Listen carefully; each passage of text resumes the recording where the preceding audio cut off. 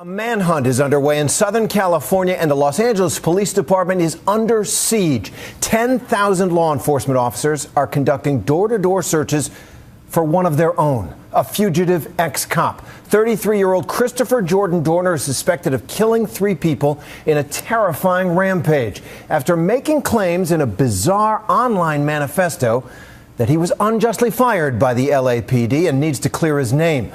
In a police department with a storied and troubled history, they have never seen anything like this before. Here's ABC's David Wright with the latest.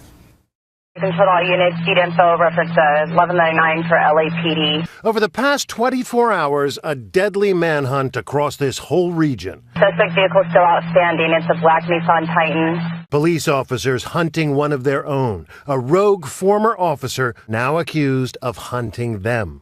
Of course he knows what he's doing. We trained him.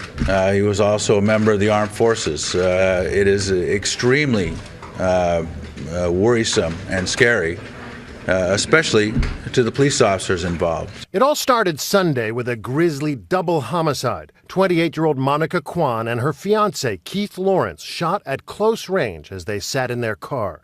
A murder with no apparent motive. The couple had no known enemies. Kwan was a popular college basketball coach. She was our team leader on the team. She was always there to help pick somebody else up and unselfish. And she's going to be so missed. Only last night did Irvine police say they put 2 and 2 together. Today, we have identified Christopher Jordan Dorner as a suspect in this double homicide.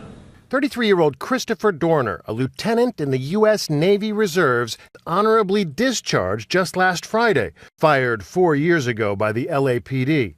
Police claim he bore a grudge against a retired LA police captain, Randy Kwan, Monica's father, as well as other LAPD officers. A particular interest at this point in the investigation is a multi-page manifesto in which the suspect has implicated himself in the slayings.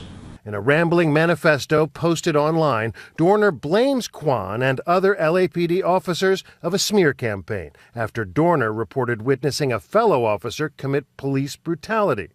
The manifesto vows vengeance. I will bring unconventional and asymmetrical warfare to those in LAPD uniform, whether on or off duty. If you read his manifesto, this is a very, LAPD is a specific target, but all law enforcement is targeted. It appears to be no idle threat. Today, the story played out with all the intensity of a Hollywood action thriller. LA Confidential meets Cape Fear. Talk to me, I'm staying in here! Except that this drama was real and deadly. At 10 o'clock last night, police say a man fitting Dorner's description tried to steal a boat in San Diego. He pointed a handgun at the victim, who's an 81-year-old male, and demanded the boat.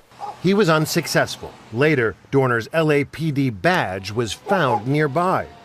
1:25 a.m., Corona, an hour east of L.A. Police officers acting on a tip exchanged gunfire with a man they believed to be Dorner.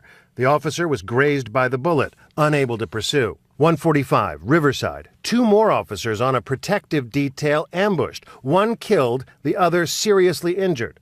By sunrise, jittery LA police officers opened fire on this blue truck in Torrance, similar to the suspect's vehicle. But the people inside were just innocent bystanders.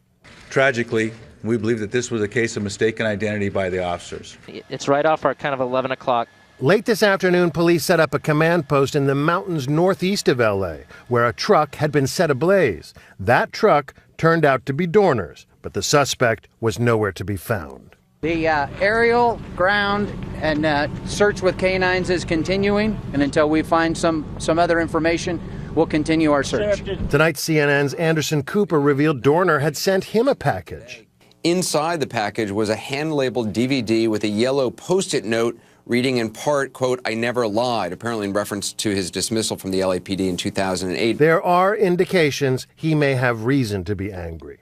I'm not an aspiring rapper, I'm not a gang member, I'm not a dope dealer, Dorner writes in his manifesto. I am a man who has lost complete faith in the system when the system betrayed, slandered, and libeled me. The manic account of his firing given in that manifesto is told more soberly in court documents filed in connection with a wrongful termination suit. In both, Dorner claims the LAPD fired him after he reported having witnessed his superior using a taser on a mentally ill suspect. Then he said seeing the superior handcuff the suspect and kick him in the chest and face. The suspect, Christopher Gettler, and his father offered testimony corroborating Dorner's account at the time, but the father now says he wasn't surprised that the review board ended up rejecting Dorner's claims. I even told him, I go, what is wrong with you? You know, you don't testify against your fellow officer. That's the Three Musketeers. You know, what were you thinking? The official grounds for Dorner's firing, providing false testimony in an investigation. The police chief at the time was Bill Bratton. I really have no recollection of his particular case. He would have been fired by me, and in that I was chief of police at that time and would have had to approve his discharge. Of course, even if Dorner were wrongly dismissed, that's no justification for murder or targeting his enemies' families. He is narcissistic.